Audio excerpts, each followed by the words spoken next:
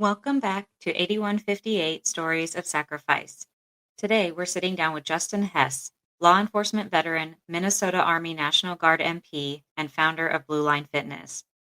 Justin opens up about growing up in small town Minnesota, years of bullying, and a near suicide at 17, and how faith, family, and fitness helped him turn pain into purpose. We dig into his path into policing, deployment to Guantanamo Bay, why 2020 pushed so many officers to the brink, and how strength training became a lifeline for mental health. If you're a cop, firefighter, EMT, dispatcher, veteran, or someone who loves them, this one's for you. Justin shares practical, no nonsense steps to drop the dad bod, rebuild confidence, and create daily wins that ripple into your home, your shift, and your life.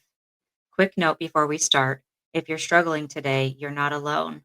Please reach out to a trusted friend, peer support, or local resources right now. Your story isn't over. All right, let's get into it with Justin Hesse of Blue Line Fitness.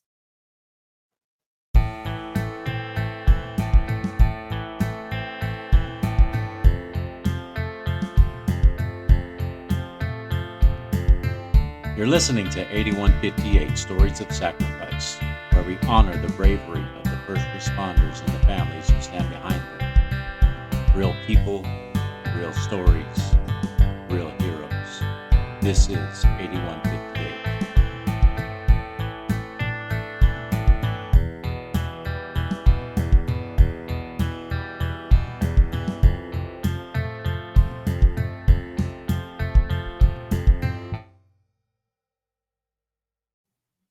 Welcome back, everybody, to another episode of 8158 Podcast Stories of Sacrifice.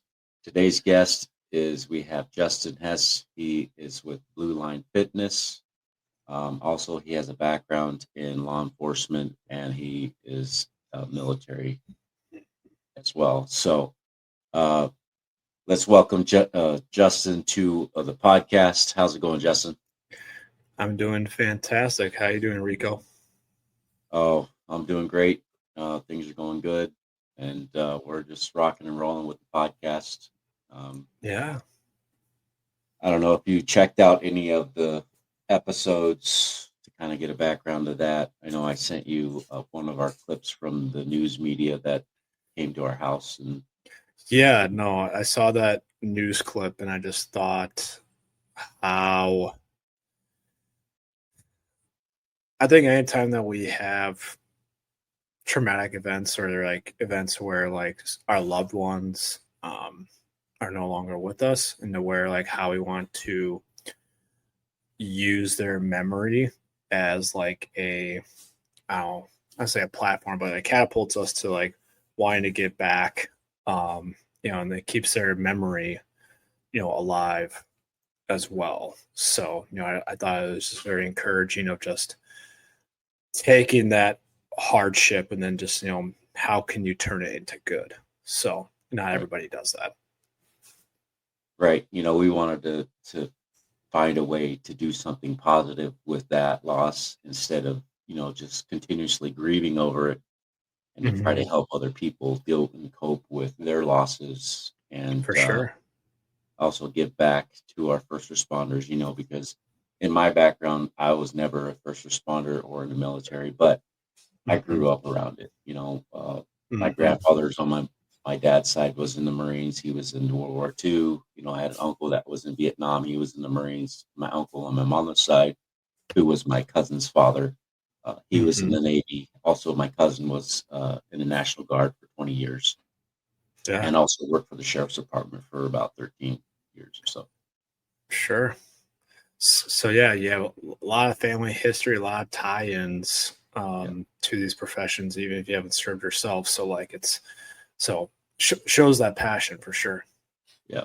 And also, my dad was a firefighter when I was a baby. So, okay. Well, smart man. I think there's always, it's almost like with military, like Army, Navy, you're going to give each other respect for being in the military, but you're going to have your friendly grudges per se, your competition. I think police and fire do the same thing. You're going to respect, but it's like, well, at least in some of our towns, like you get the same pay, same pension plan, yet, you get to get paid by playing video games and lounging in a nice comfy recliner, and the cops are on the front line all over news media. So almost jealous in a way. So Right. And also my step grandfather, we call him Papa Bill. He was motor patrol in Berkeley, and also he became a police detective. And he's long past, but he served. He served. Yeah. I mean, he was a motor patrol when Kennedy went to Berkeley, California. So he was. Oh, wow. Yeah. Yeah. Well, I'm sure that he had quite an experience and quite the busy day on that day. So. Yeah, I remember seeing all the pictures in his book, and I was just like in awe. I was always amazed when I was looking at that book. So cool. So let's talk a little bit about Justin. So what was life like for you growing up as young Justin? Young Justin. Well, I'm one of three brothers, the middle child. So sometimes I'll joke middle child syndrome, whatever the heck that means. But grew up in a small town. I mean, small town Minnesota. When we're talking small town, like 3,000 people. High school graduating class size was like 80.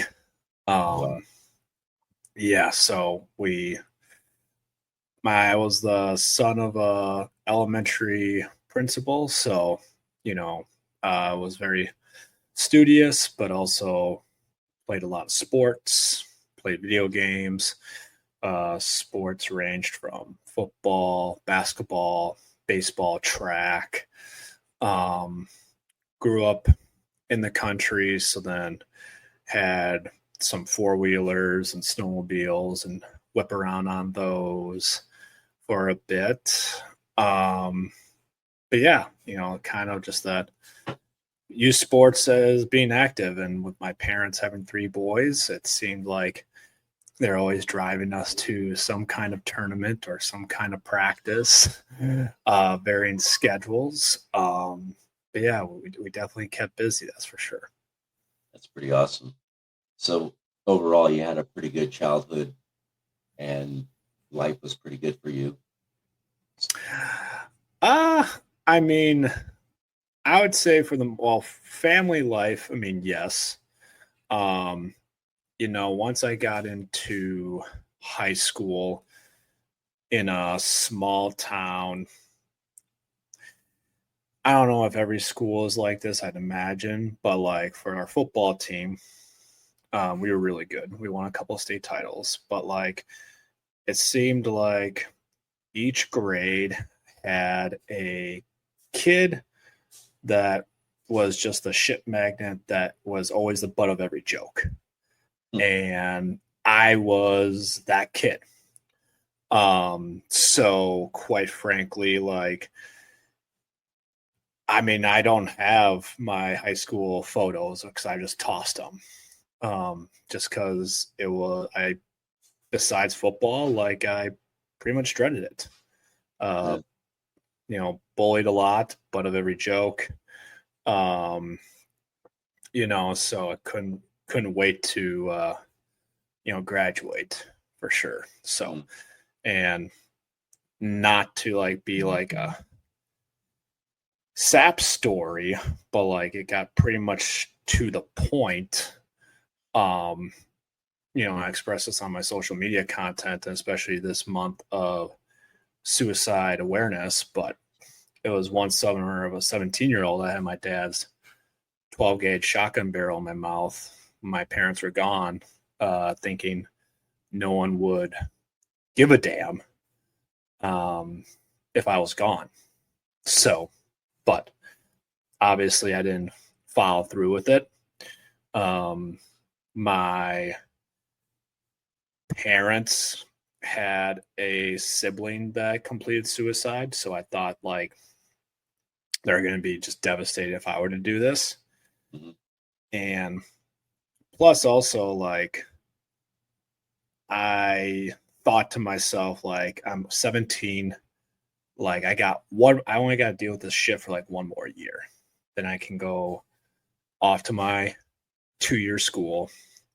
2-year school, I chose Alexandria Technical College, which in Minnesota, it's one of like the cream of the crop programs for law enforcement.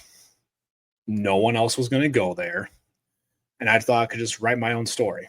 So while I had a very good family support, but like definitely between like especially like just high school, like it was horrible. So And so pretty much through all of your high school years, you were bullied yeah, by your even peers.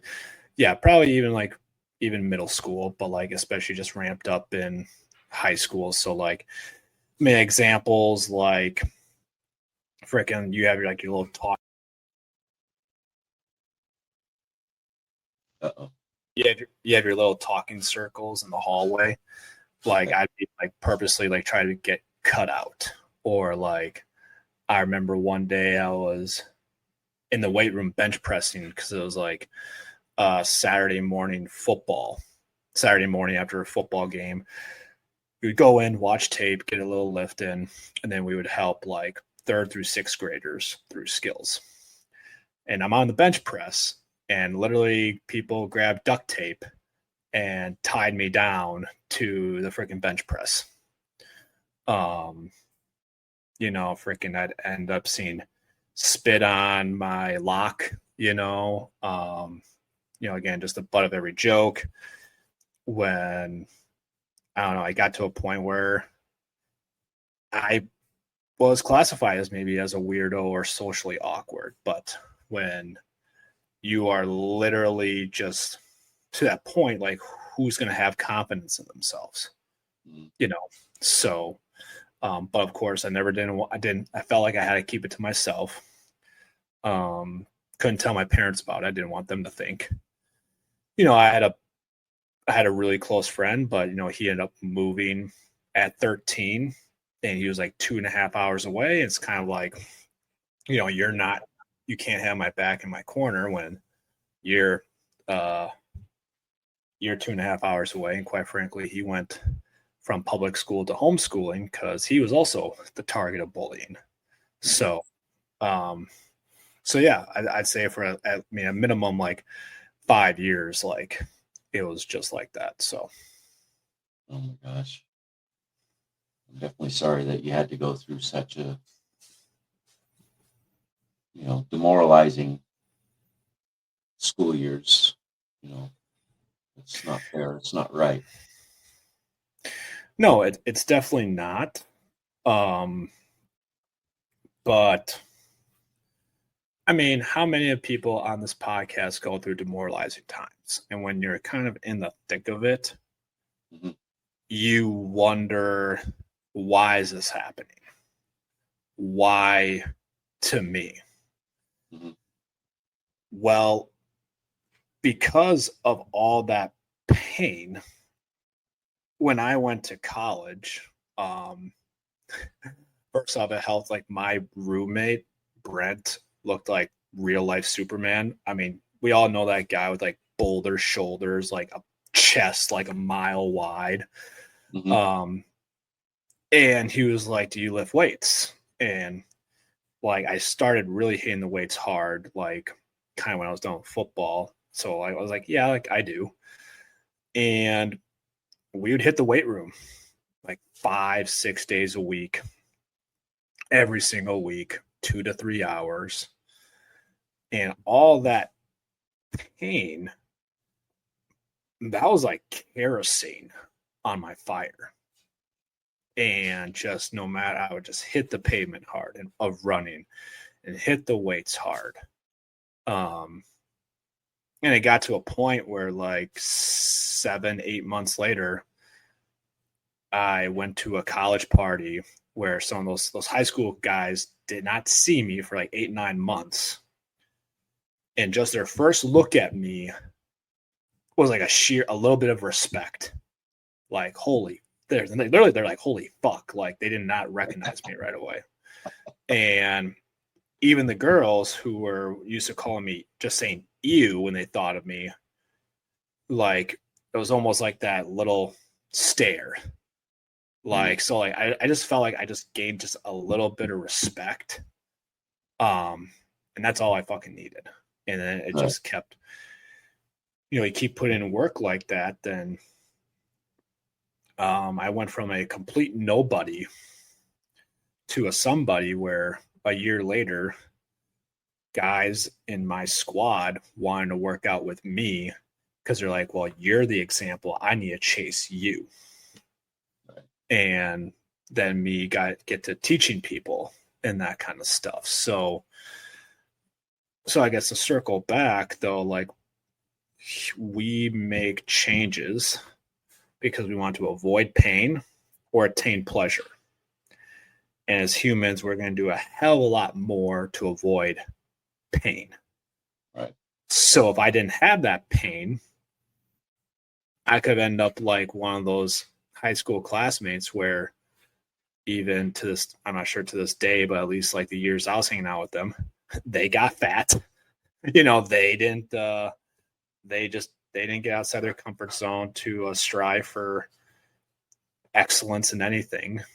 So like, yeah, it sucked, but I'm part of who I am today, and part of my story is because of that. So, Right. That's pretty awesome. You were able to take something and turning it into a positive, kind of like what I did. Um, you know, doing this podcast, and I always tell people that I was not a very social person. I was socially awkward, like you were. I did play football. I didn't get bullied, uh, mostly because I have a bigger family. I have two older brothers. I was the third oldest. I have a sister and then three younger brothers. So growing up, I was always beat up by my older brothers, sure. which in turn made me stronger. Yeah, Like, I bet it was like I I bet it was like WrestleMania in that house with that many boys. Holy crap! Do you guys have like a wrestling ring or like boxing gloves and shit? My God, that much testosterone in the house? Yeah. Yeah, there was a lot of fights and there was no gloves. It was just bare knuckles. Sure. Well, that'll toughen you up. That's for sure. Yeah. So, I mean, people tried because, see, growing up, like, in California, if you're not pure Mexican or if you're not a certain color or race, like I'm mixed race, I'm half Scottish and Spanish, Puerto Rican and Portuguese. And, my mom's side is from Europe side and my dad's side is the Hispanic side. Okay. So because I looked white and growing up, I had blonde hair and I'm Hispanic with the last name of Lopez, obviously. I got teased and my reaction was to fight. Mm-hmm. And after the fight was over, they don't bother me. Yeah. It Yeah. didn't bother me, growing up with two older brothers. And my oldest brother, he's like, I don't know, 6'6" or something like that. He got all the Sure. moves. And I'm only like 5'8", but he was the big guy. Yeah. How the heck does that happen? Yeah. All the right genes went to the first one. There wasn't anything left over for the rest. So. Yeah, my second oldest, he's like 5'11". So, and he's a pretty big guy too. He was in the Marines as well. Sure. So yeah, I got my butt kicked a lot. Yeah. Yeah. Yeah. No, I definitely I wasn't much of a fighter. I don't know. I just didn't really grow up that way. So, which also probably made me an easier target. But I mean, Yeah, that's in the past now. So, yeah, it's in the past. So what led you to want to go into law enforcement? so I don't know how many other cops who are listening to this might have had something similar. It's funny, Rico. I thought I was going to be a teacher because my mom was an educator. So up until like it was like in the spring of my junior year, I thought I was going to be a teacher. I liked history and math, even though I was really good at math, I thought it was boring. So I'm like, if I'm going to be a teacher, I'm going to be like a history teacher. I just found it fascinating. Yeah. But then I remember sitting in class one day. I was in my history class, and I'm looking around, and all these classmates are just hating it. Just hating it. And I kind of had a wake-up call, like, do I really want to have a job where I'm in a class of a bunch of kids that just don't really want to have a passion for learning or whatever. So during that time, though, my favorite TV series was NCIS. I don't know if you know that show, NCIS. Leroy Jethro Gibbs and DeNozo. I just loved that shit. I was the idiot, but at that time I bought all like the seasons on DVD. No one knows what a freaking DVD is anymore. You can stream it. But I watch all these shows. And when I told my mom that I was going to be a teacher, she was flipping out because it's like, well, you're halfway through your junior year, and people have to have it figured out by now because you got to apply for colleges. I'm like, she's like, you got to just start researching. Okay, and I just kept watching my show NCIS, and I'd go online, try to search colleges, like as far as like what their degrees are, and nothing was really popping up. And then I kept watching my shows, and I'm just like, huh, law enforcement might be pretty cool.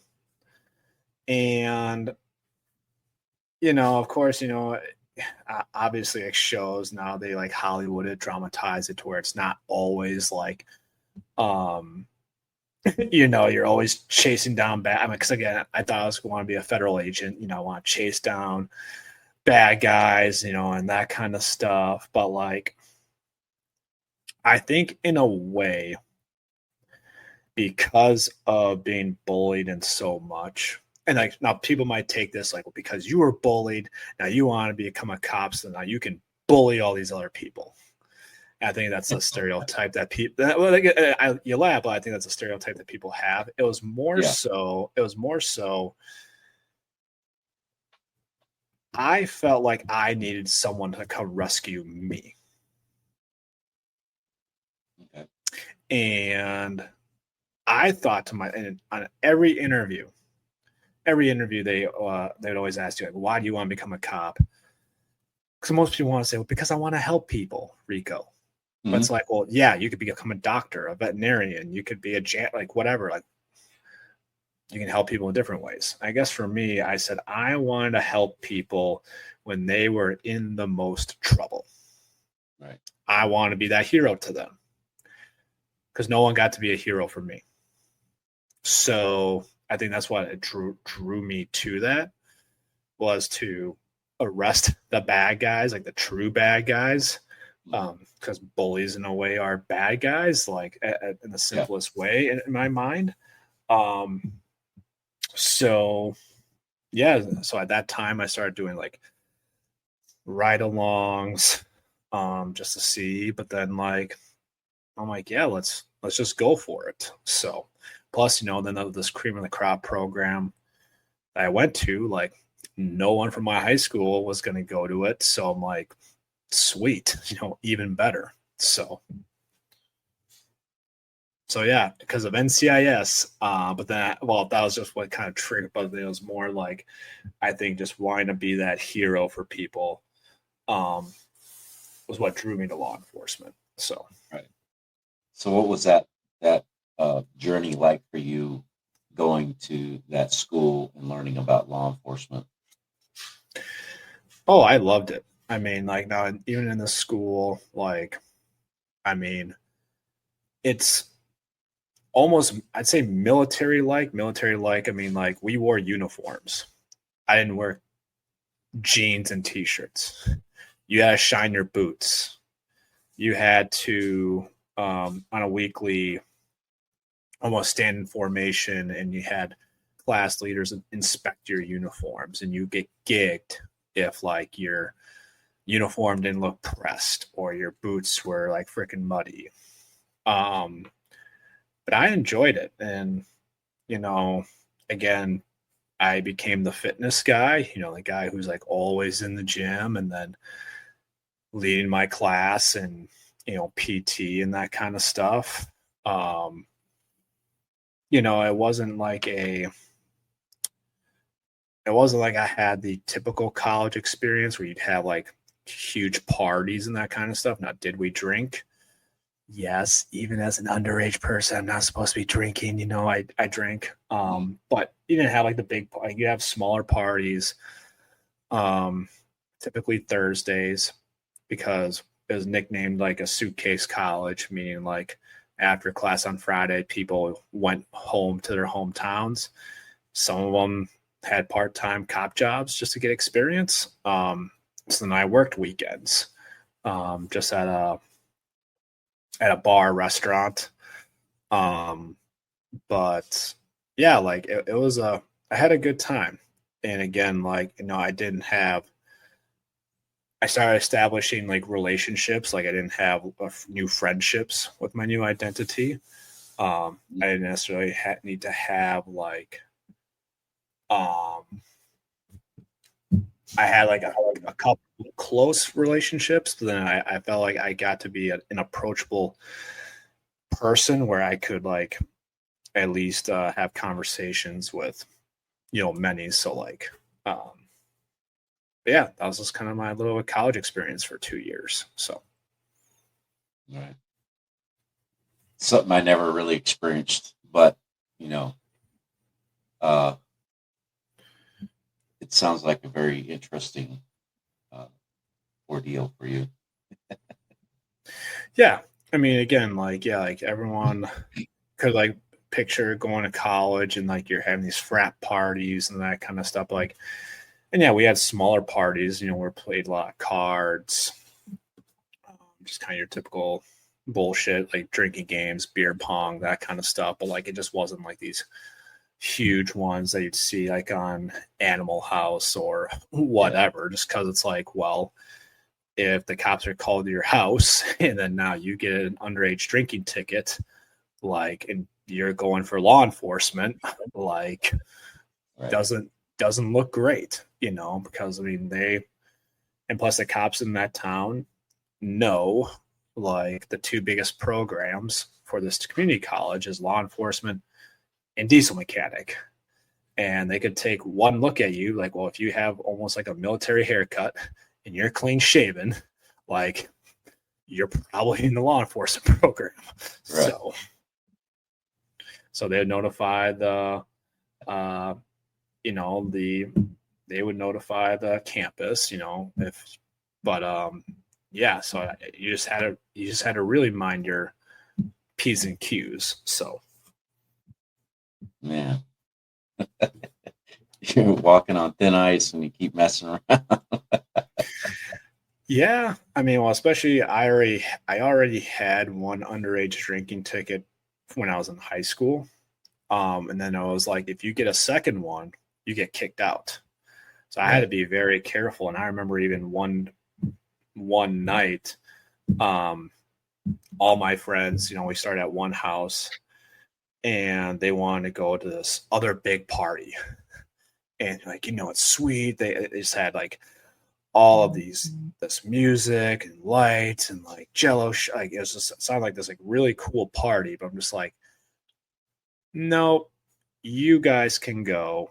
Like it also helped that there was this cute girl that kind of showed up to the party that I was originally at and kind of also didn't want to go to that party. But then like hours later, because my roommate was 21, and then he texted me like, yeah, it's a good thing you didn't show up because they got busted, and girls were trying to jump out the window to escape. There's a cop waiting for them just to hop up and put them in line with the next other drunkies. And so yeah, you definitely had to kind of mind your P's and Q's. But it also just, I don't know, some people go to college to party all the time, not go to class and that kind of stuff. And I guess for me, like, I don't know, it was almost kind of, well, it seemed like work, but at the same time, like, I didn't, because of my studious habits in high school, I didn't mind studying for these exams. I didn't mind. Then, okay, like I'm going to work as well, at this bar restaurant, get some extra cash and that kind of stuff. And in high school, what I didn't share was I worked on a dairy farm. So you definitely build a good work ethic, getting up at 1:30 in the morning to go milk cows at 2 a.m. And that kind of stuff. So I just built this work ethic, and I just kind of continued that in college. So That's pretty awesome. So how did the military come into play during this process? Yeah, You're in the National Guard, right? Yeah, so I'm in the Minnesota Army National Guard right now, staff sergeant, military police. Been in for over 12 years. Actually, coming up on my 12 years. And it was at that time when I graduated college in 2012. And at that time, getting a cop job was actually pretty difficult. Like most of the time, if you want to get in Minnesota, if you want to get a cop job straight out of college, you may have to go to like a different state, to go get your experience. At that time, like there would be like 100, 200 applicants for one position. I mean, which people laugh about to this day. I mean, like shit, like now departments can't even get any good applicants. Like they might get 20 applicants and half of them don't even meet the minimum requirements. You interview those half and they're just dog wash. So you may get one good applicant out of 20. At that time, there'd be like 200 applicants. So, you put on your resume, like, I don't have any job experience. I went back to my hometown, worked on a dairy farm. So I graduated in May in 2012, and kind of like over a year of applying to places, doing interviews, not picking up anything. I'm like, like I had to boost my resume, and my older brother was in the Army Reserves. He spoke highly of his time, of his experience in the military. So I basically joined the Minnesota Army National Guard as an MP just to be a resume booster. Right. And it's funny because as soon as I shipped to basic training, then so I actually got that mixed up. It was almost like 6 months of like applying and didn't get stuff because I graduated May 2012, and then I joined November 2012. I shipped to basic March 2013, but in between those 4 months between when I raised my right hand and I shipped, I could put on my resume that I'm in the Minnesota Army National Guard. I got my first interviews. After now I put on my resume, I'm in the National Guard. Whereas before I'd put in all these applications. Maybe I get invited to do like a written exam. Right. But so that's how I ended up joining. It was because of a job, resume booster. So right. So now they're like, this guy's gonna have some experience. Yeah. So especially you put military, police. But I came back out of boot camp August 2013. And it was still like I'd get some interviews, but still you don't have experience. And I didn't really get my first opportunity until July 2014 to when I started my first law enforcement career. So that's 2 years post-graduate. I mean, some guys who I graduated with at my college, they just went into different careers. Like they couldn't they couldn't get jobs. So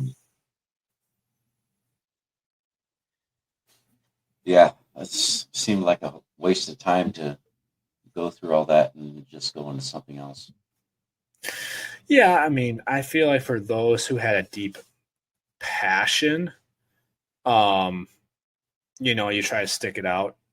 And I think just like anything, like you don't know what it's going to be like until you do it.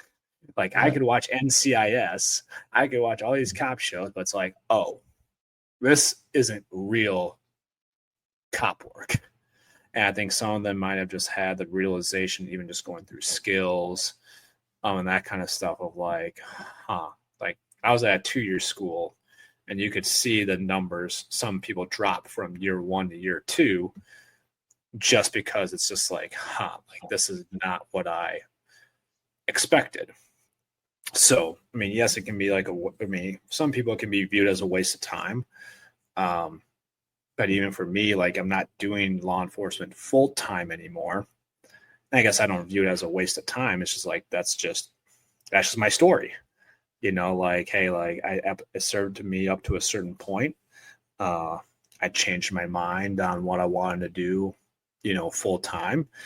But it doesn't negate all my experiences and relationships up to that point. So at least for me, at least when my change of mind, my 2-year schooling, for those listening, if they got a 4-year degree, you're just going to drop your jaw. I think I only had to spend 13 grand for 2 years of college, where some people that's like one semester. That's less than like a semester for some of their 4 years. So I only had to spend 13 grand for my 2-year degree, where some people are spending like 40 grand a year or even higher. So at least I didn't have that much student debt. So right.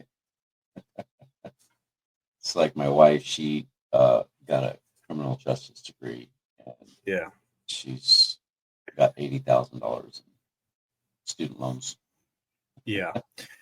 At least for me now, so like, because I did my 2+2. Like I got my first 2 years in law enforcement. That was law enforcement degree. That was before the military. At least then after I joined the military, then you can get schooling, not necessarily for free, but like at least for the Minnesota Guard, the University of Minnesota was the highest public institution for tuition. Mm-hmm. And the Minnesota Guard, you can get a reimbursement where as long as like you maintain like over like I think like a C GPA, you could get reimbursed 100%.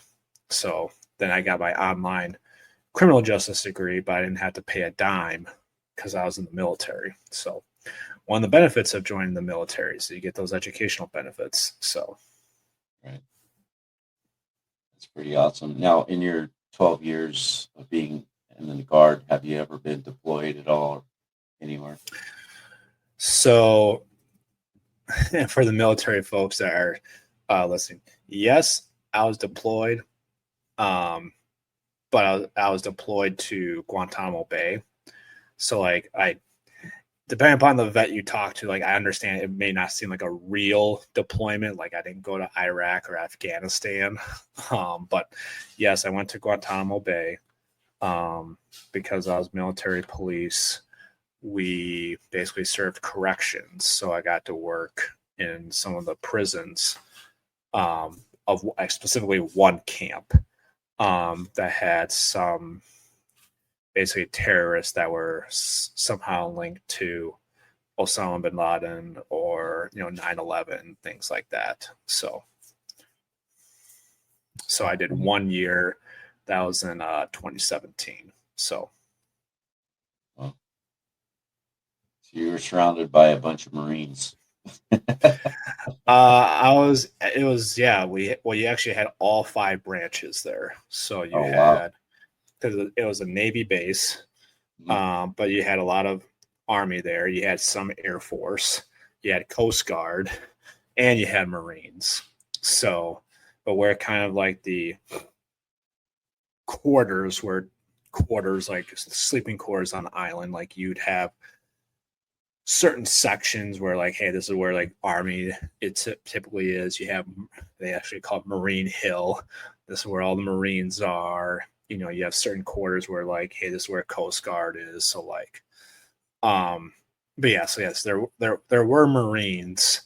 But like, unless it was like at the gym or doing extracurriculars, you wouldn't, I guess we wouldn't like have to cross paths work wise. So Right. So was that like being in corrections and dealing with terrorists and having to watch over them? um it was pretty eye-opening. I mean, like, sometimes for those who are even in corrections today, um sometimes I think some of the analogy or the metaphor that people like, uh and maybe it's not the exact metaphor of how it's saying, but I think people get what I mean. When you work in corrections, sometimes you wonder like, who is the actual prisoner? Mhm. Who actually has more rights? And because, I mean, obviously, because of the nature of who we were watching, I mean, every conversation that you'd even have, like, you'd be told, like, yeah, understand that Homeland Security is listening to you, the FBI is listening to you, like, you just gotta mind your P's and Q's. And even if some of these um, detainees would be a complete dick to you, they would spit on you, um, or just do stupid shit, like, you would have to be the bigger professional and Yeah. not react. Um, some of these, I mean, people I think would think of Guantanamo Bay, oh, like, oh, you were trained to waterboard and that kind of stuff. And I'm like, I mean, when I went, it was 2017. Like, obviously, there's some of those practices were happening in the mid 2000s, when they had, hundreds and hundreds of detainees. But like, no, it was just pretty much being a babysitter. And pretty much, honestly. And then, like, if they complained about their meal because their grilled chicken didn't have the grill marks on it, you would go get a chicken breast that had grill marks on it. Jesus. If you if they messed up the order, the cooks would mess up the order, then you'd have to make sure that, like, then there's like a message being across to go get their okra, or like they're missing their damn watermelon or whatever. These guys had their PlayStation 3s, they're walking around in Air Jordans. Yeah, like, I mean, What? yeah, yeah. I mean, walking around in Air Jordans, playing video games. They're just pretty much, again, like, glorified. I don't want to say in a hotel in a way, but like, you basically try to keep them comfortable. So, um, but yeah, so like, I think, like, if you let it get to your head, then like, you let it get to your head. For me, I'm just like, I'm just here to do my job. Um, what also kind of helped with me is that, like, while we were on base, um, there were like competitions, like best warrior competition, and even a competition that's called like the military police competitors challenge. Basically, it's MPs competing against each other, do different tasks, a lot of physical tasks like ruck marches, stuff like that, but then also training your skills like land nav, medical, weapons, proficiency, things like that. Right. Um, So I won the competition for my battalion, and you can basically go to like nationals, where you go to Missouri. That's where the MP Corps is in Missouri, Fort Leonard Wood. And my command sergeant major was a very competitive, because like they have that when they have these nationals, it's during the military police corps' birthday. So these like command sergeant majors go to Fort Leonard Wood. They have these briefs, but it's almost kind of like this big puff on my chest. Here's my horse. I think this horse is going to win, and all this kind of stuff. So she was she was so competitive where she pulled me out of work duties. And it's like, you are going to train for this event. So for 3 months, I didn't have to work in the camps because I got to read a bunch of SOPs.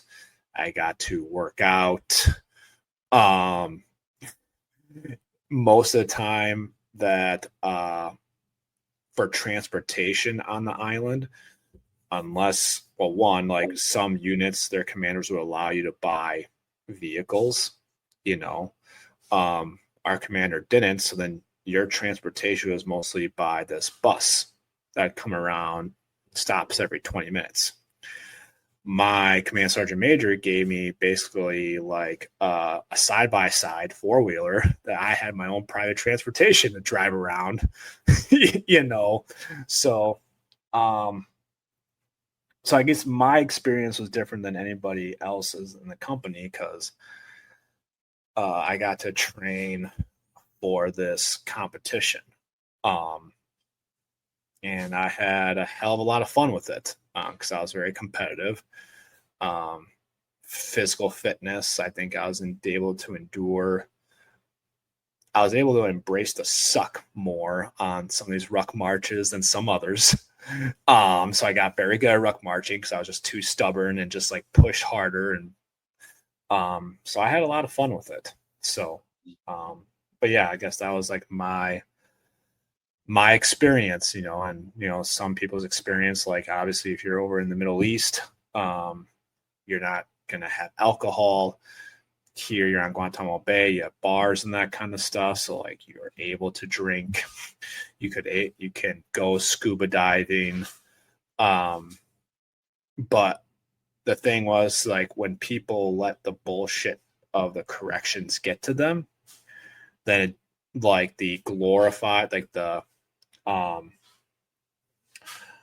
ability that you can go to the beach and all that kind of stuff, like that just kind of got diminished because then and their focus was, well, the job is bullshit.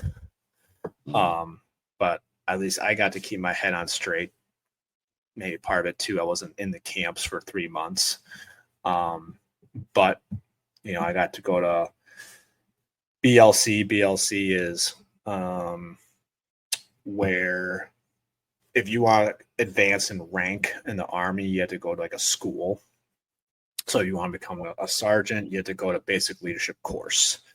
They train you how to be a sergeant, and then once you complete that course, then you can get promoted. But they flew instructors to the island so that you can go through the course.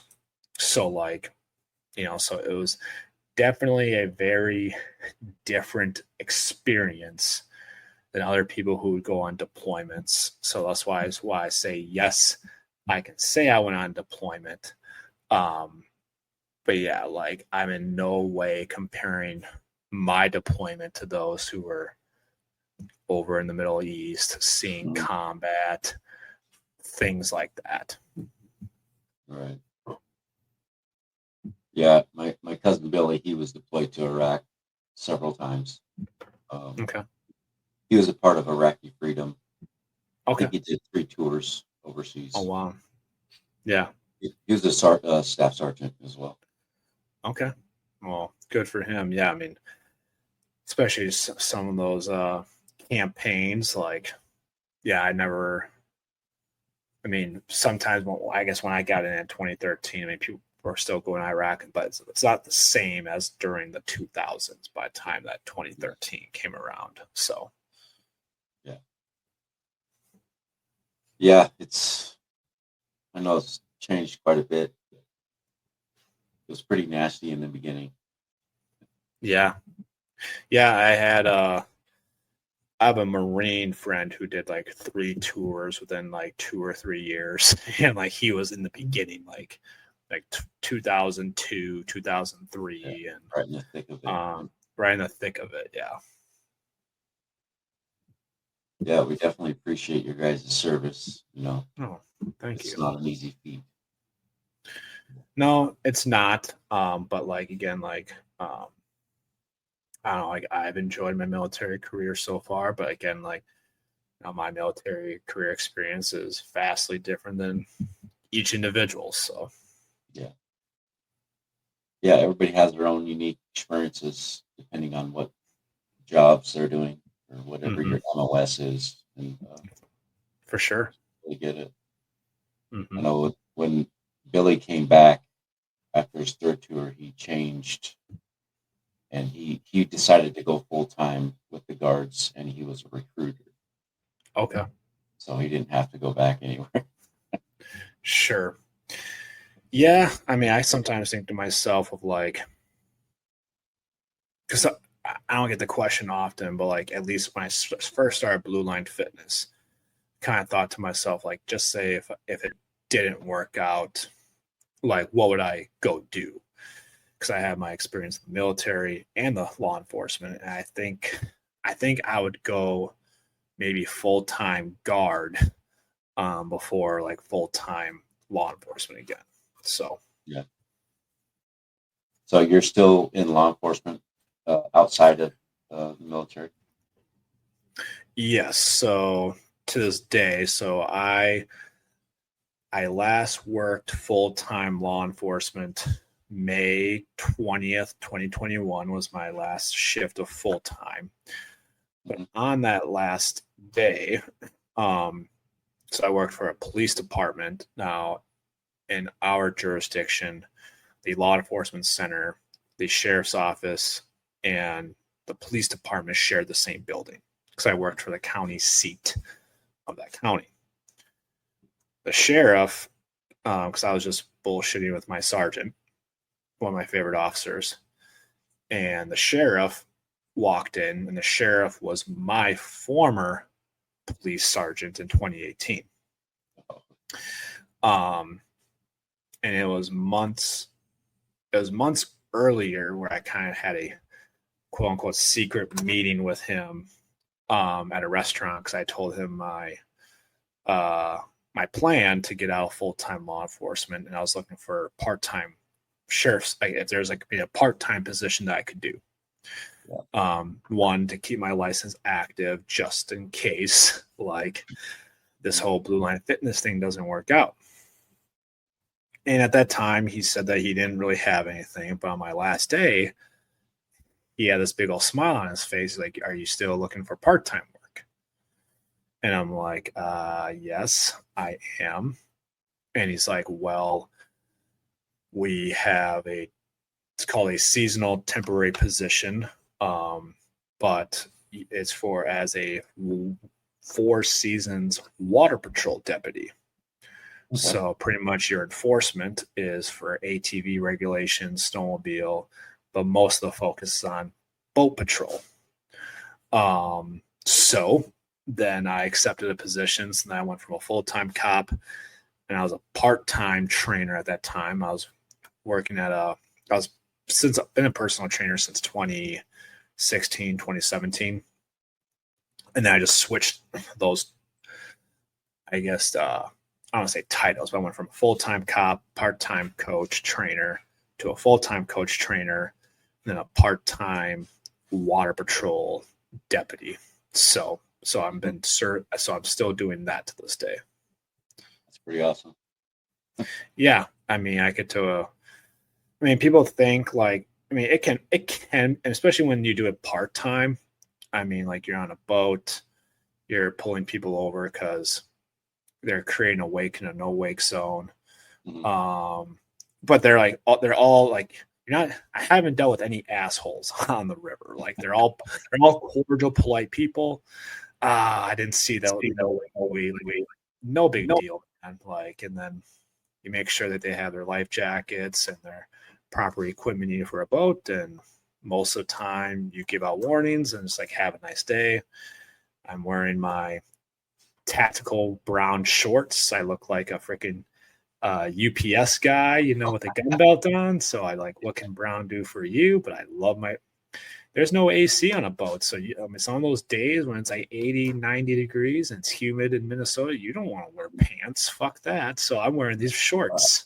So I not like Reno 911 shorts where they're super high, but no, people joke, no white cowboy boots. I jump up and click my heels, but yeah, so then now I get to do that part-time. So It's pretty awesome. So what led you to create Blue Line Fitness?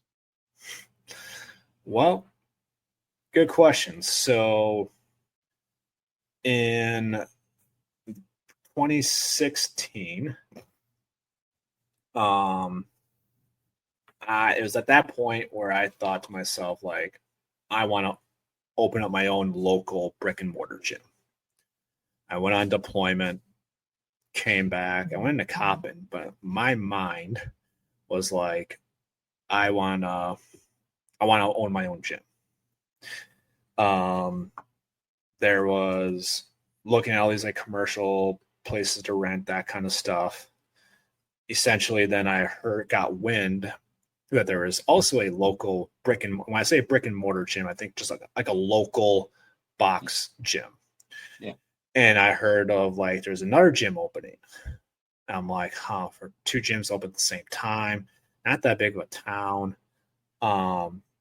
Maybe until I would figure it out, since it's just starting up, maybe I go work at this gym. Got to speak with the owner, Kate, magnificent woman. She's one of my favorite people to this day. And again, I told her from the beginning, like, hey, like my mind says that maybe I'd want to possibly be like shared owners with you or whatever. Mm-hmm. But she's like, well, I'm glad you told me your intentions, but let's just obviously it'd be way too messy to do that in the beginning. So I worked at this gym thinking I was going to one day own it. Mm-hmm. Then in May 2020, this little thing happened in Minnesota. Everyone knows the name. Yeah. We will return after this quick ad break.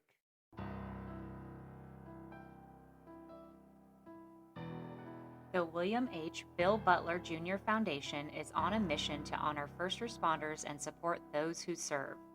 We provide scholarships for families who have lost a hero in the line of duty, offer second chances to juvenile offenders who are working to rebuild their future, and help new recruits pursuing careers as first responders.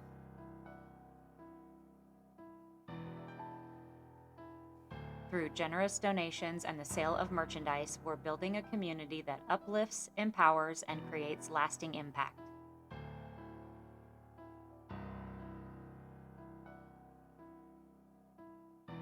You can be a part of this mission as well. Visit 8158podcast.com to donate or shop today.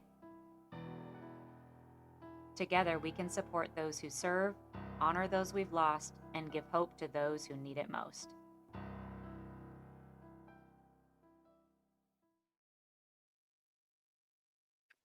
Behind every badge is a story, and behind every story is a sacrifice.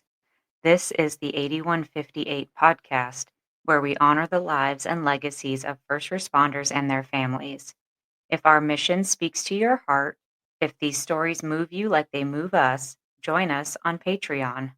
For just $5 a month, you'll get ad-free listening, exclusive merchandise, behind-the-scenes content, and video episodes only available to our patrons. This isn't just a podcast, it's a movement, and you can be a part of it. Support us at patreon.com/8158podcast. Let's continue to share the stories that deserve to be heard.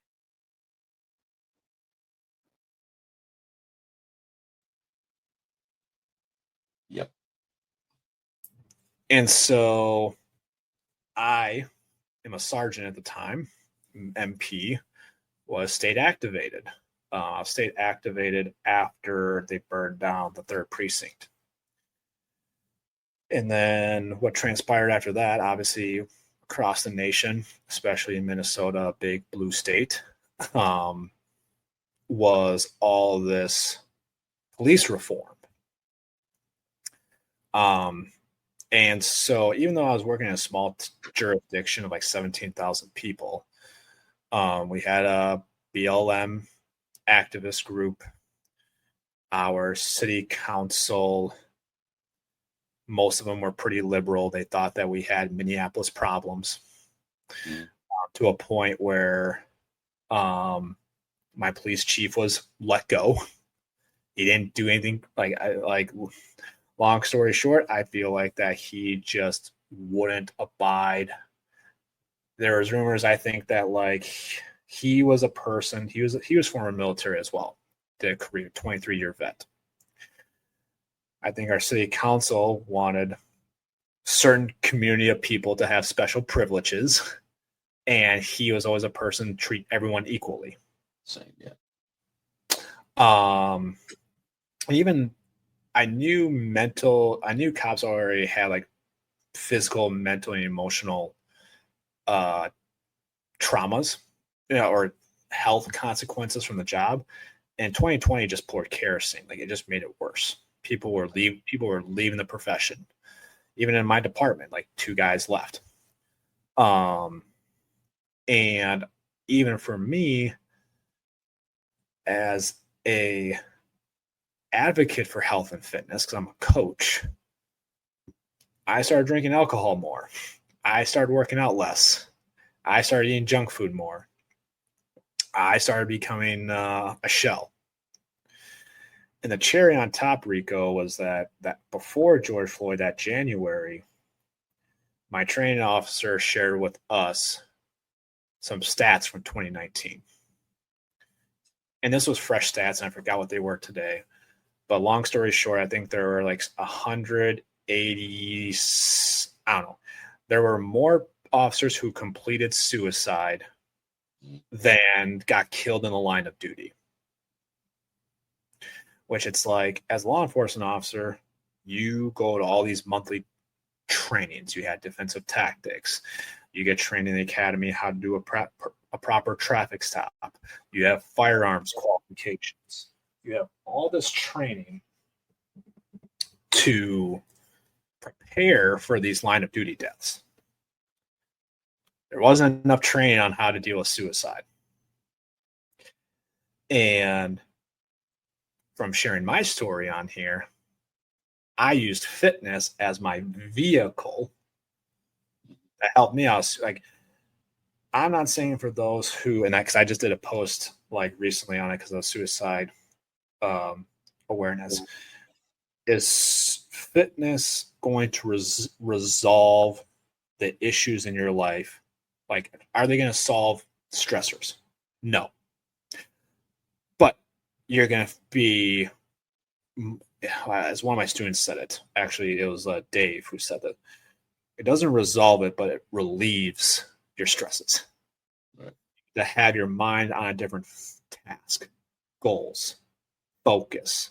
You feel accomplished after completing like a workout. And so I'm like, and during all this bullshit of police reform and all that kind of stuff, I thought like no one has my back. Like, you know, the butt of every joke in the media, politics, like all this kind of stuff.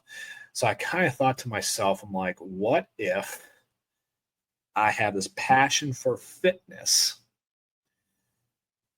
and I serve a population that, like, even though I didn't want to do the job, I highly respect it. So, and what kind of helped was when I was working as a part-time trainer at this box gym, they want to have like basically like a tactical fitness exercise programming that would be like specialized, that was different than the general person who came in. So we didn't have a lot of people on it, but we had enough where, like, again, then I was like the tactical coordinator for some of the specialized like exercise programming for these guys. So then I'm kind of like, well, what if I just then open up Blue Line? So, of course, anytime someone wants to do a new adventure, you always try to look for the perfect time to exit. There is no perfect time. You just got to have the courage and faith to do it. And then, so then again, May 20th, 2021 was my last full-time shift, and then Blue Line then started the next day. So now with Blue Line, like you mentioned, it's a way to focus and get your attention off of doing self-harm and accomplishing a goal. I feel like that kind of correlates with the mental health aspect of what we're doing. And because, when you're working out, it releases a lot of endorphins. Yeah. Which makes you feel good. Right. Mm-hmm. I think that's another avenue other than just receiving counseling for first responders to gain some other activity to keep their mind off of the negatives and the traumas that they've gone through. Yeah, for me, like, again, like each person can find their own way of therapy. And even though gym therapy may not be like,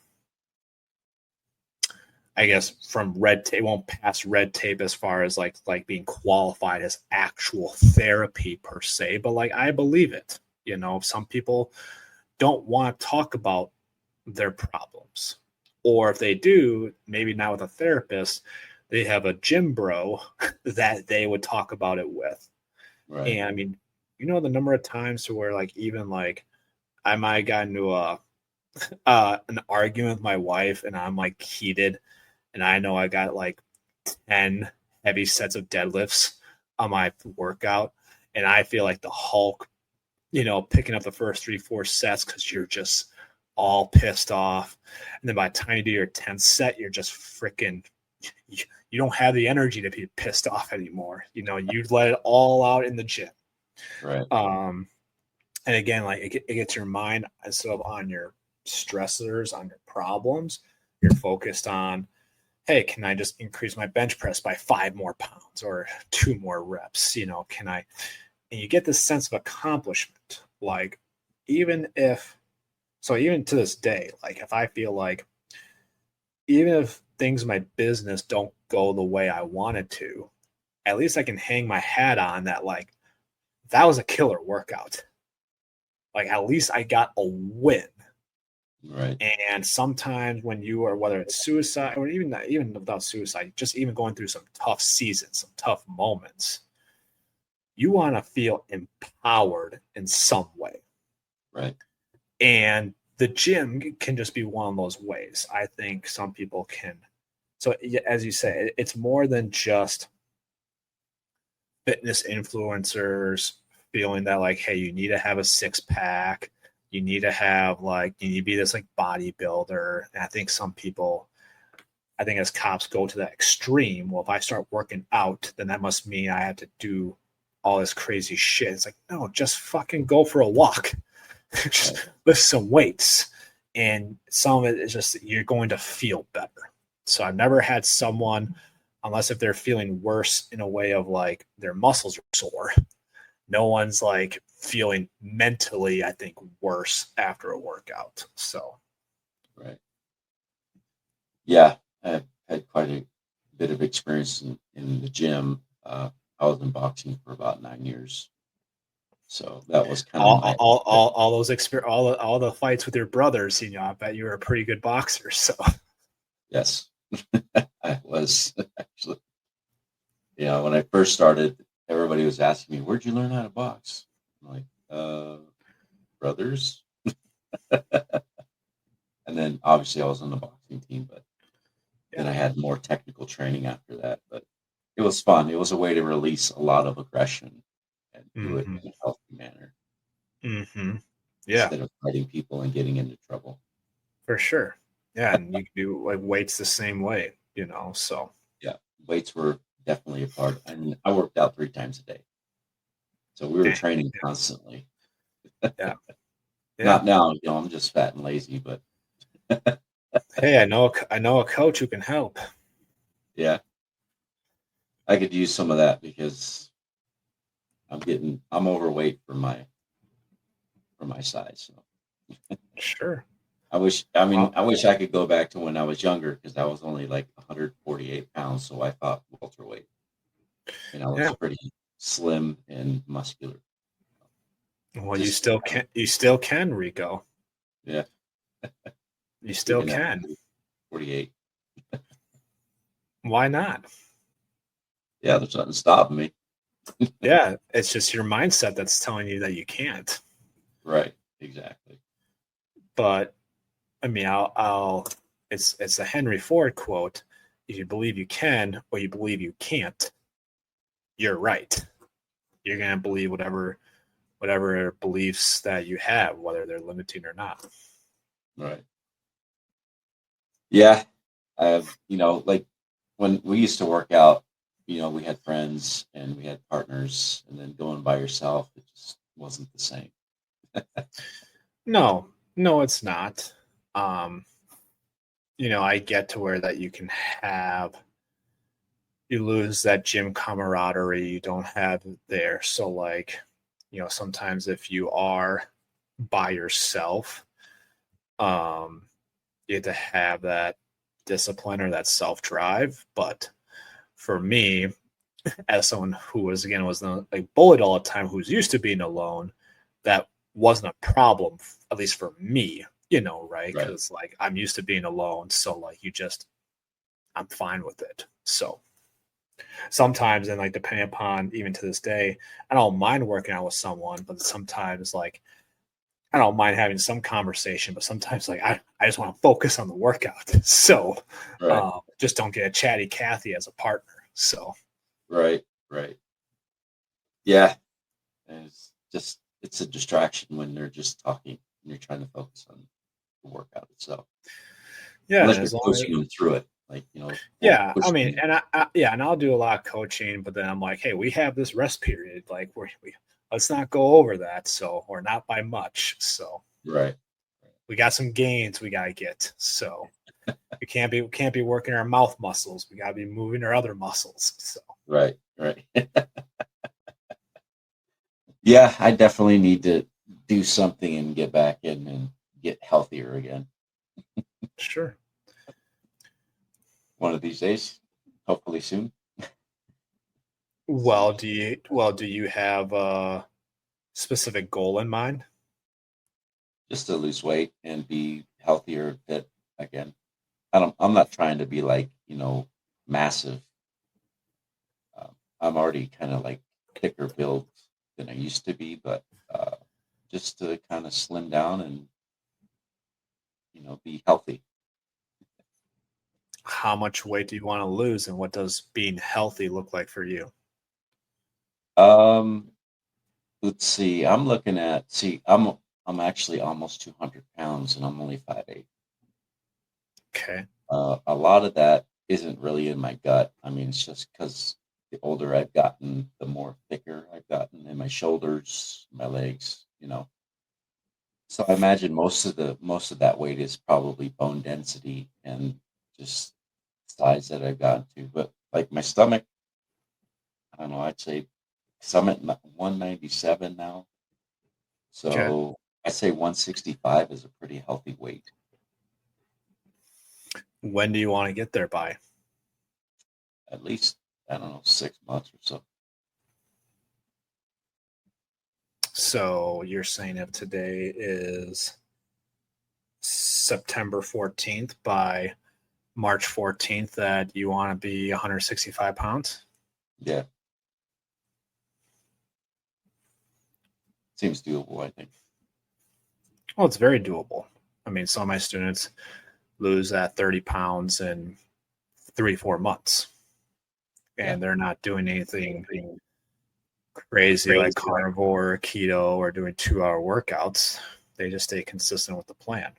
So, but why not be at 200 pounds at 5'8"? Why is that a problem?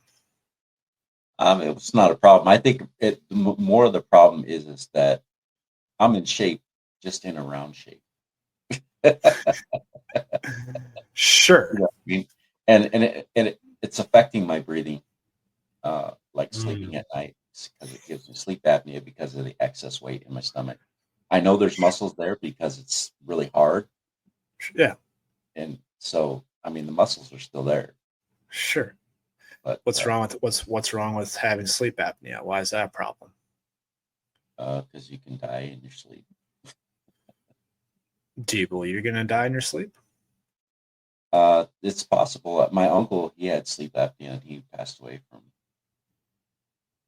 So it's scary because when you're in your sleep and you're trying to wake up, and then you wake up and you can't breathe, and then you have to fight your breath. It's kind of horrifying.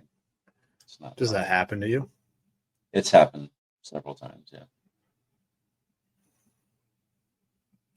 But it didn't start until I started getting heavier. I mean, I don't mind being heavier. I just would rather be more fit, and exercising the heart is a very important thing, obviously. Yeah. What does being more fit look like for you? Just slimmer, losing the gut, the dad bod looking gut.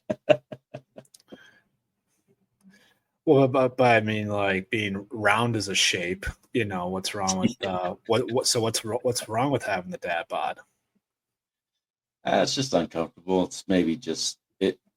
Sometimes it gives me a lack of confidence, because we go to Puerto Rico a lot and we go to the beach. And sometimes it's like uncomfortable. I don't want to take the shirt off, but sometimes I do, and it's just like I don't care. But then I worry about my health issues. So I know there's kind of like a balance there. Yeah, I mean, there can definitely be more than one reason. So, like, is it more about the health issues, like you feel like you're going to die in your sleep, or is it why do you feel insecure of taking your shirt off at the beach? There's plenty of people who might be overweight and they have no problem taking their shirt off. So why does it bother you? I just don't like it. I feel like it's not me, like knowing what I used to be and knowing the way that I am now. It's just not comfortable for me. You know what I mean? I feel like I can be in more shape and it would help me more mentally, I guess, with the self-confidence and stuff like that. I mean, I've already built the self-confidence as far as coming out of my shell and being more of a social person, especially doing this podcast and stuff, because I used to be a very shy person. I didn't have a lot of conversations with people. So I've kind of tackled that with the passing of my cousin and having that drive to take this task on. But now I'm just having to do that. Now I'm looking at a different focus as well, being more healthier. And, we try to eat healthier, but it always doesn't work out. What makes it challenging? Yeah.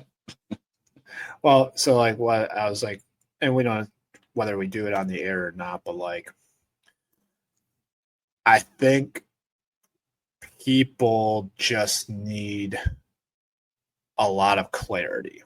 And sometimes they don't have that clarity. Like if it's like trying to bring something that is like 10,000 foot view and making it like pea size, like crystal clear. Right. I'll get many people saying I want to lose weight, and then they're not even clear on how much weight. They just kind of throw out a number. They don't have a time that they want to accomplish it by. Yeah. So then if you don't do that, you're just going to keep kicking the can down the road. But then I think also getting very clear on why it's important and to keep going deeper and deeper and deeper.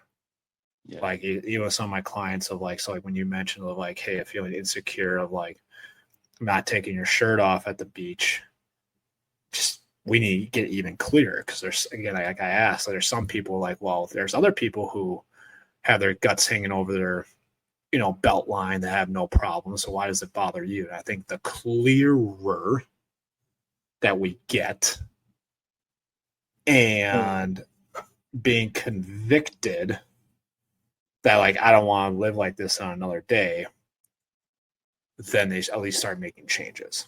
But if you don't have that clarity on the goal, you don't have that much clarity onto why you're doing it, again, we will do a heck of a lot more to avoid pain than attain pleasure. Mhm. And then if there is any form of complacency, such as like, well, like I'm overweight, but I'm still in pretty good shape. Well, again, do we want to wait until we are like 300 pounds, or do we want to wait until we're more out of shape, to start taking action? Or like, so I think just getting that ultra clarity around those and then just being so convicted, like I don't want to put this off for another day, and then people start taking action. So yeah, and I'm also kind of curious, and this might be kind of just like a theory to me, and maybe it's an experiment, is because I suffered from a lot of panic attacks and they didn't come out till later on in life. And I'm taking medications for those, but I'm also wondering if, like, when I get back into exercise and working out and being more healthier, if that will help to ease those attacks. You know what I mean? If it might rewire my brain again, because when I was in boxing, when I worked out regularly, I never had any problems,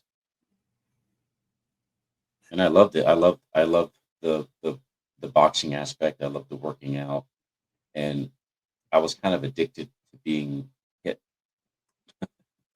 Yeah. Like having my body punched. I mean, I'm not trying to get back into all that stuff because I'm just too old for that stuff. But as far as like physically working out and getting into shape, I'm wondering if that might help that as well. In addition to going through my therapies and taking my medications and all that stuff.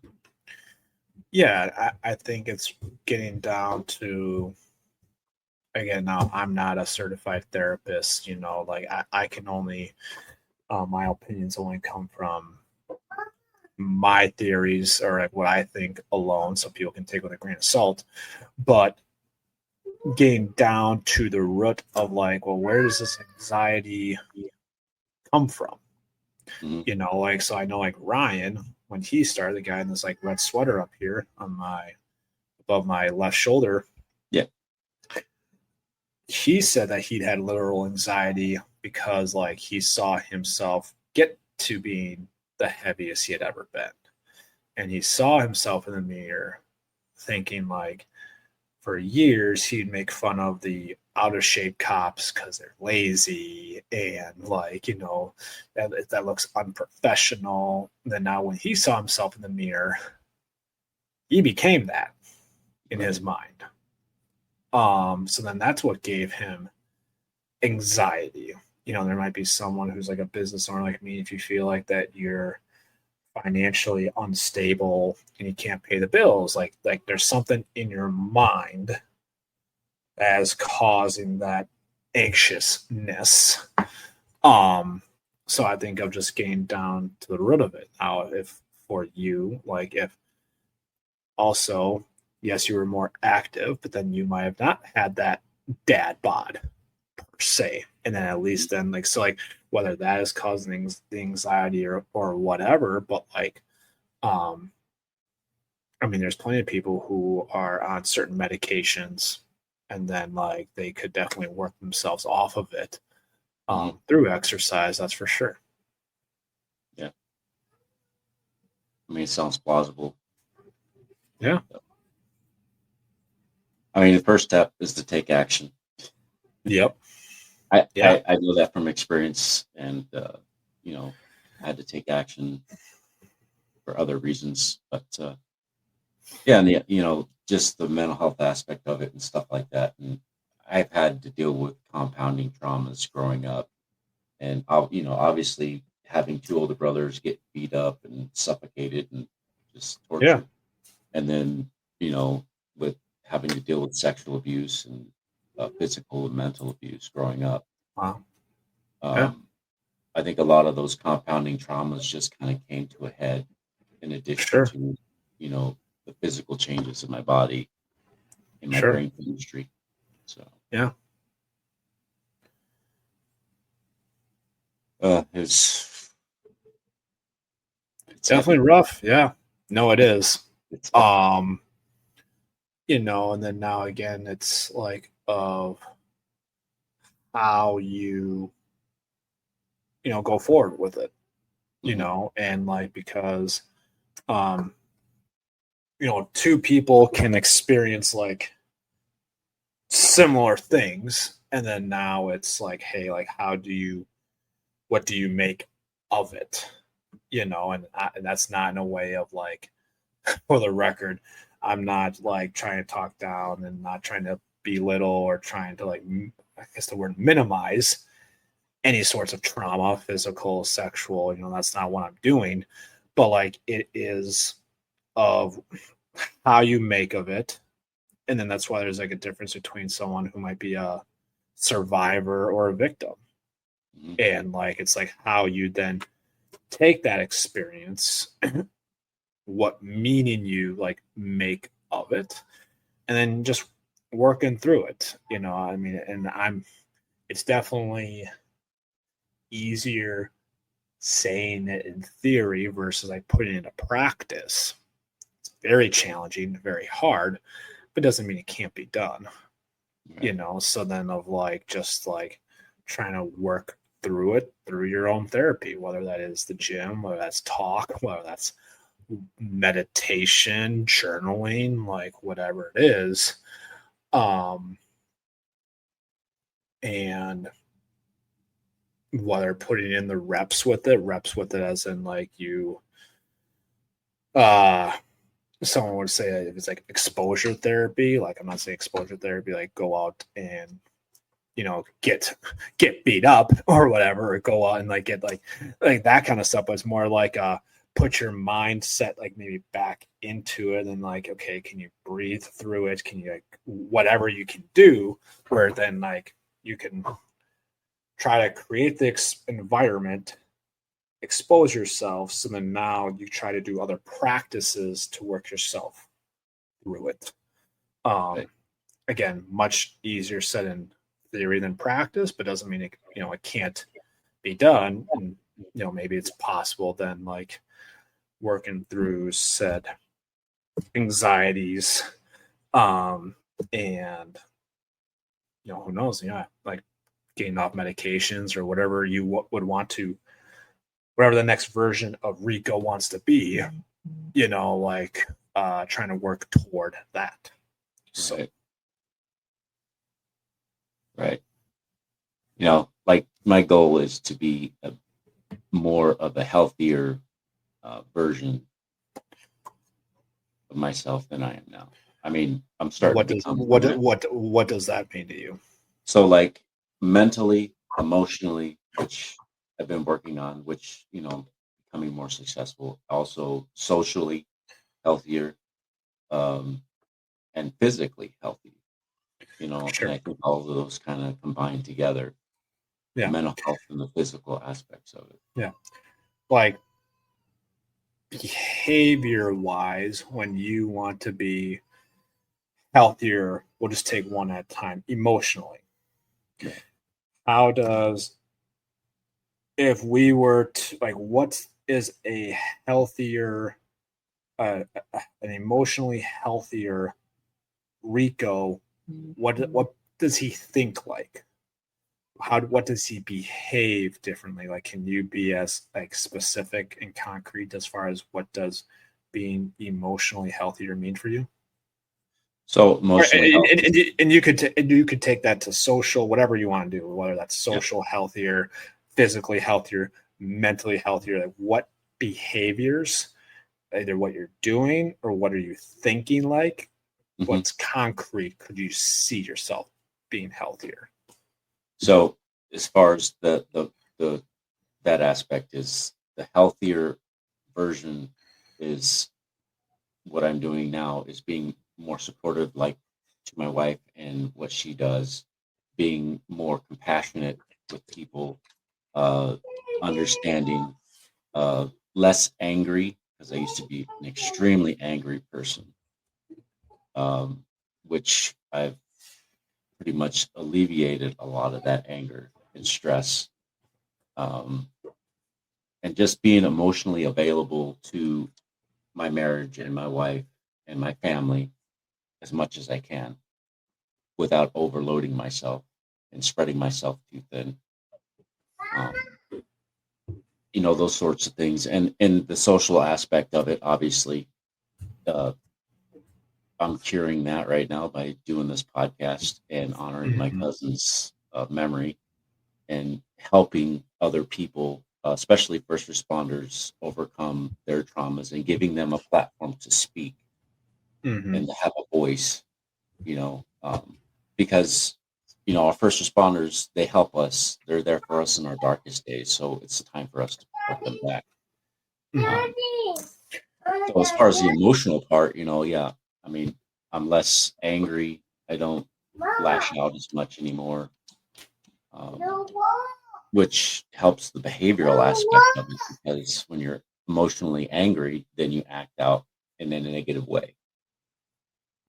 Yeah, I think like as you kind of did there, like again, like if those who are listening, like if you can be as specific as you can, it's like don't get me wrong, I think everyone listening wants to be socially healthier, mentally healthier, emotionally healthier, but again, it's like, what does that mean? Because like being emotionally healthier for me, behavior wise, is going to be different for you and 8 other people. So I think, as you said, it was like, okay, well, I want to be more emotionally available, like for my spouse. And then taking that layer deep, what does that mean? Well, that means like, instead of like so mellowing in my own shit and dwelling and sitting on the couch, not being available to her, maybe that means like I just listen to her more. Yeah. Okay, so now you can physically detail, like, okay, so like that's a behavior you can be specific about. Right. Socially, well, like I want to maybe instead of being on my phone for like 60 minutes, I want to like have it in the junk drawer and I'm just having a conversation with my family over dinner. Right. That's a behavior that you can specifically socially. I want to go on date nights with my wife once a week. Right. That's something that you can specifically see and measure by the end of the week. Did you go on that one date night? Did you not have your phone on you during dinner, so you were having those conversations? Emotionally, like, okay, instead of I want to do some meditation for 10 minutes. Okay, like that, those are specific things that you can actually measure and make progress versus just stopping at the first layer of like, well, I want to be mentally healthier. So I think, whoever's listening, thanks. Without, I don't think even you realize, of like just almost going through a coaching session of like just seeing that in real time of then how you can apply that. You just gotta get clearer. Right. And for most of us, it's just getting clearer. So right. Yeah, more in depth with what you're trying to do. Yeah, I mean, again, just can you make things specific and measurable? Right. And like there's SMARTer goals. SMARTer is an acronym, like specific, measurable, time time bound, all that kind of stuff. Like, I think, again, all of us, can you just be more specific? And I think that we're just way too broad, so. Right. That's definitely something that can be pondered and thought more deeply, and maybe meditation could help that. Yeah. I mean, meditation. I mean, even just having like a notebook and writing things down, so I mean, again, like just simple practice, like, okay, like I want to lose weight. Well, how much weight? When do you want to lose that weight by? And then going into like of why it's important. Well, to improve my confidence. Well, what do you mean by that? Mm-hmm. Well, like, I want to be able to take my shirt off at the beach. Why can't you do that now? Because I'm insecure. Well, there's other people that take their shirts off with their bellies. Well, like, I just feel like people are judging me. And what's wrong with that? Because I don't want to be viewed as the fat cop. Right. Oh, well, why does that bother you? Well, because when I went into this profession, I had this, like, I made fun of fat cops. And my God, like, if I had this feeling like, if I'm getting my ass beat on the job, like, like if some guy who's out of shape, can't help me, I'd be pissed. So now you want to lose weight because you're afraid that you become that guy who you used to make fun of. I'm like, you're just going deeper, deeper, deeper. Right. And like, until you do that, then it's always just going to be, you're staying surface level. But people in my program, when they can get down to, it's almost like one of my coaching friends said, you're not digging for gold, you're drilling for oil. Oil, like you're going like very few wide, but you're going like miles deep, and you need to get deep into yourself as to why. And then like doing like a notepad, going down and down, and when you hit it, you hit oil if like you're starting to tear up, you're getting a little emotional, like when you hit oil. But you just gotta go deeper and deeper and deeper. Gotcha. Gotta hit the muck. Yeah. But again, usually it's just because you gotta get through the muck. And through the muck, you're just unclear. You just gotta gain that clarity, for yourself. Right. Yeah, definitely.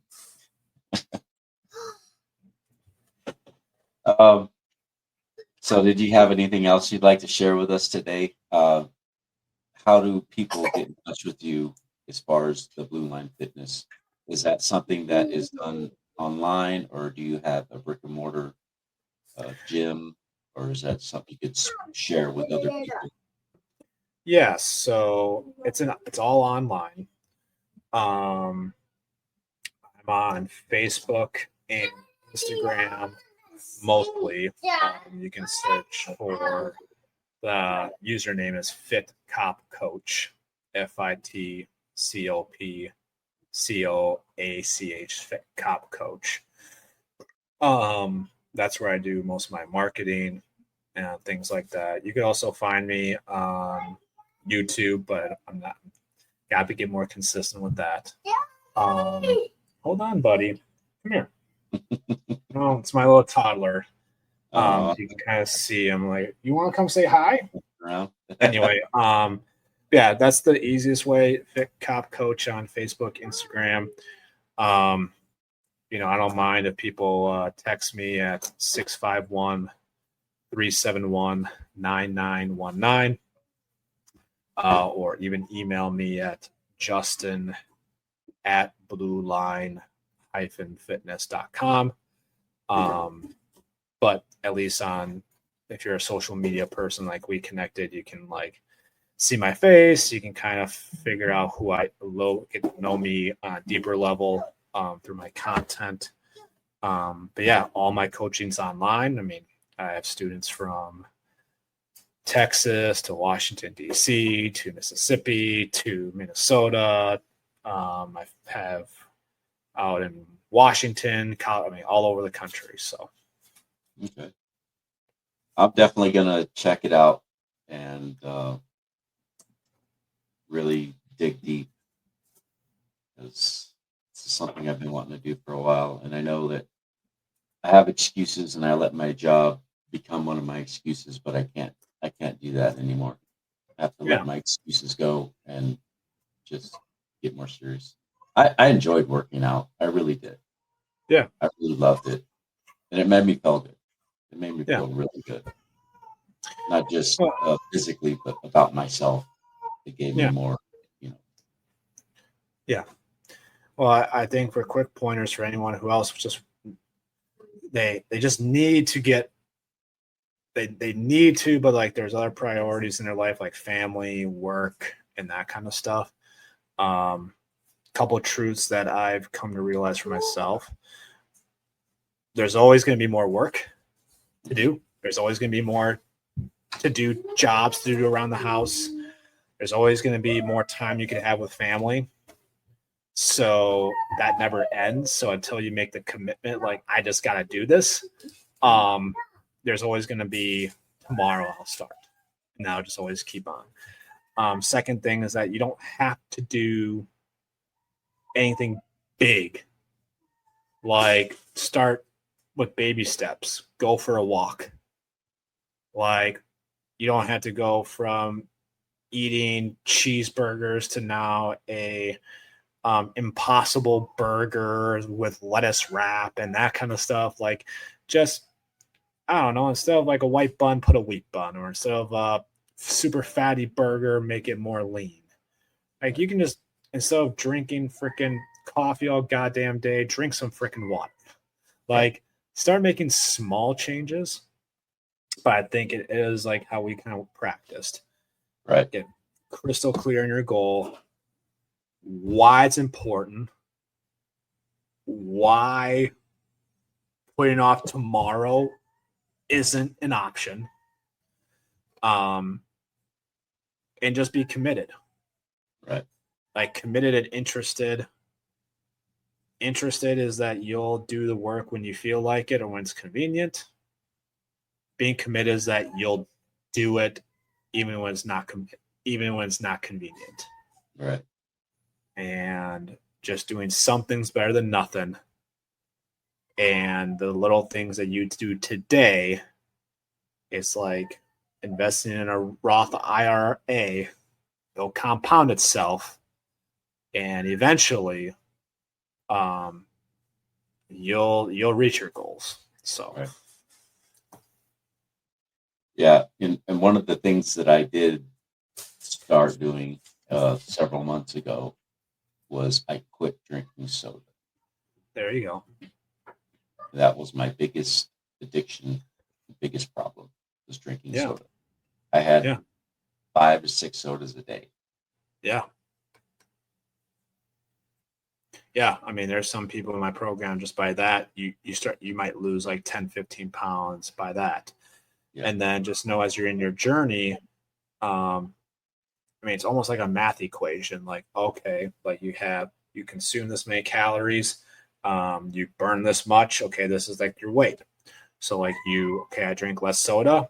It's like an equation. Like, okay, you lose weight, but at a certain point, then your body's gonna reach a point where well, now you gotta make another slight adjustment. Right. You gotta keep making another slight adjustment. So like if it's like, well, this ain't working anymore, well, yeah, your body adapted. Right. Now, what's the next little change you can do? Go for a walk for 15 minutes. Okay. And then your body adapts to that. You got to walk for 30 minutes or cut out, I don't know, cut out like gas station burritos and have like eggs for breakfast, so things like that. Absolutely. Eating more protein, more healthier, lean meats, vegetables. I like vegetables. I like Yeah. grilling. I like steak. Yeah. Yeah.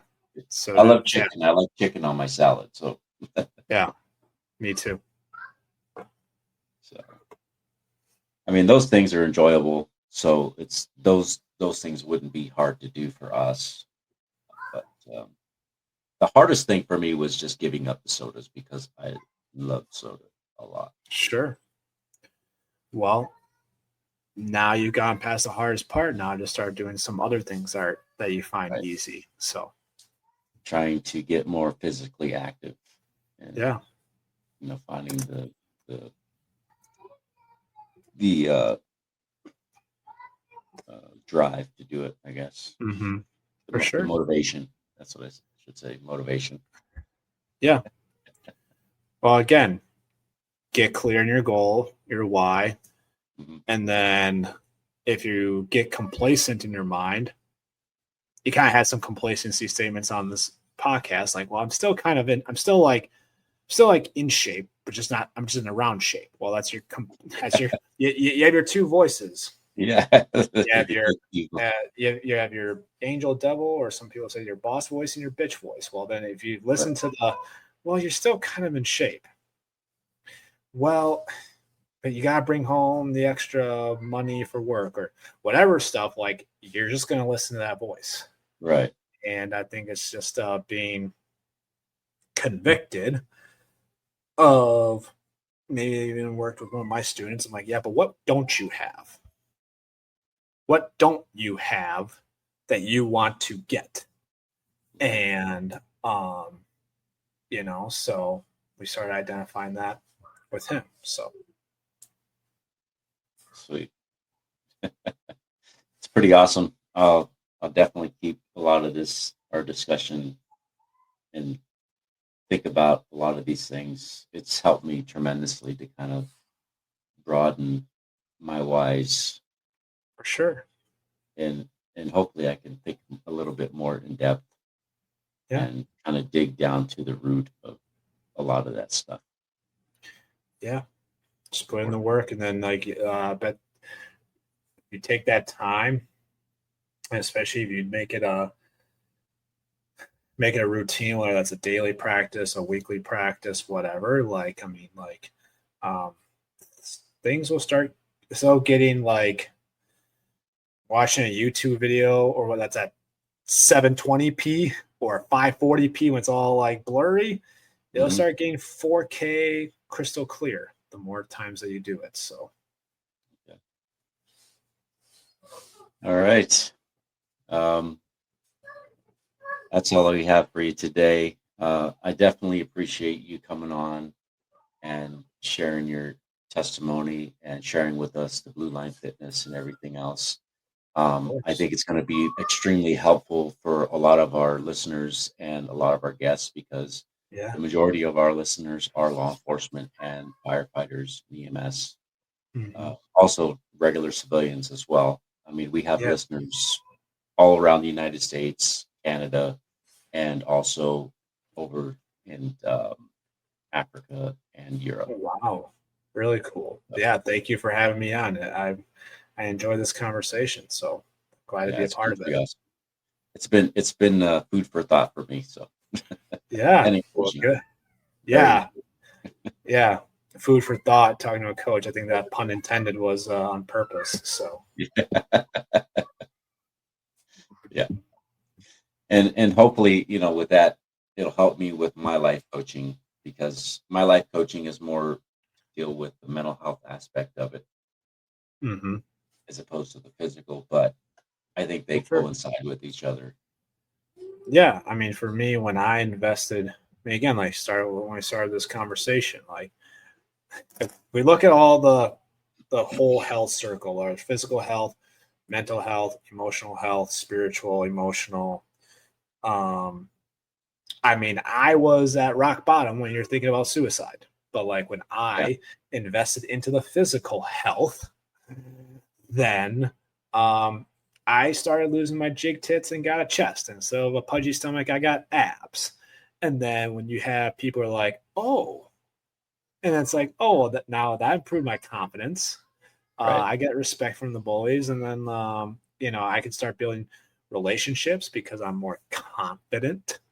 So like, I think definitely all your other healths can improve by investing in your physical health. Yeah, that's for sure. So Most definitely. So just remember that, people. Remember exactly what he said. Yeah. Well, and if Just to get your people, physical health. yeah, well, if people don't know where to start, because I understand that there's so much information out there. Mhm.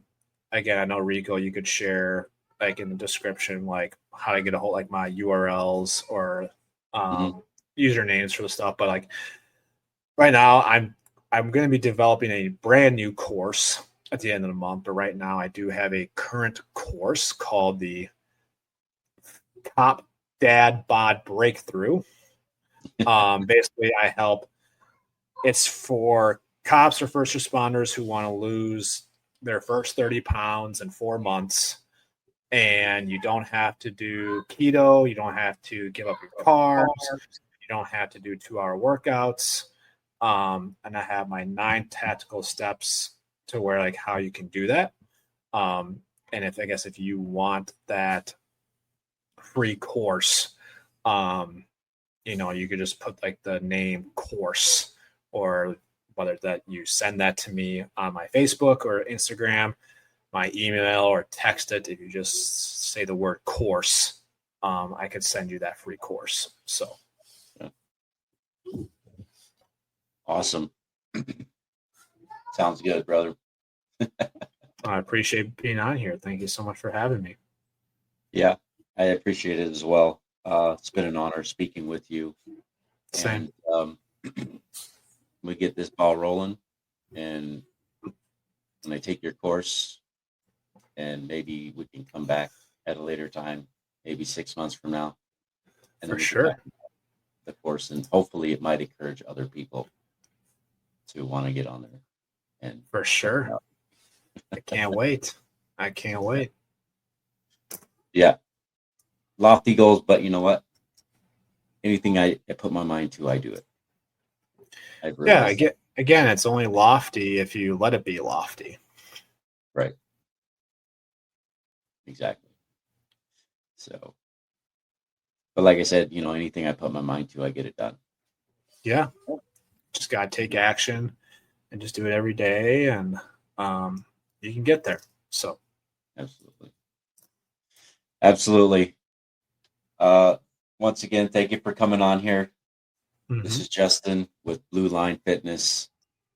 He's a police officer, and he's also in the military as an MP for the Minnesota National Guard. So we thank you for coming on, Justin. You're awesome, and we love and appreciate you for your service. And thank you once again for your service. Thank you for having me on. It was a pleasure. Thank you. All righty, buddy. We'll get in touch. We will. All right. You have a good one. You as well. Okay. See you. See you. All right, everybody. That was Justin Hesse. Pretty awesome guy. You saw and heard some of the things that he has gone through, and he turned a negative into a positive. He did something with his life. He didn't let it go by the wayside. And that is something that should be encouraging to all of you. He had his struggles, he had his suicidal ideations, and fortunately, he took that negative and did something positive with his life. And this is something for people who are struggling. They should give pause and think about this before you make that step. If you were struggling and you're thinking about harming yourself, just take a moment and think about yourself and think about the effect it could have on your family. Think about the effect it could have on another first responder or police officer who's responding to that call if you make that step. Your partners and your friends in the field, how would that affect them? So instead of making that fatal decision, change it into a positive. Do something positive with that. Whatever you're going through at the moment, try to find the silver lining and work your way through it. Reach out, talk to somebody, find an activity, do something positive.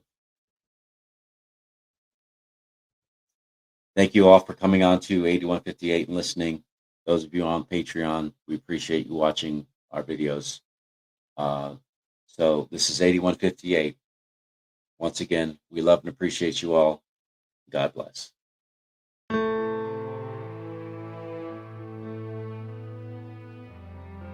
Thank you for joining us on 8158 Stories of Sacrifice. Every story we share is a tribute to the courage and resilience of first responders and their families. If this episode impacted, encouraged, or inspired you, please subscribe, leave a review, and share with someone who supports first responders. Follow us on all social media platforms at 8158 Podcast for updates. 8158 Stories of Sacrifice is a team effort. Rico brings the stories to life through casting, writing, original music, and editing. Brianne Shipley as production manager, handling booking, social media, graphics, promotion, marketing, website management, and logo design. Please visit our website at 8158podcast.com. For questions, collaborations, or to share your story, our email address is contactus@8158podcast.com. Until next time, let's continue to honor the legacies and remember the sacrifices of those who serve, every brave man and woman on the front lines, protecting and defending us all. This is Rico signing off and honoring 8158.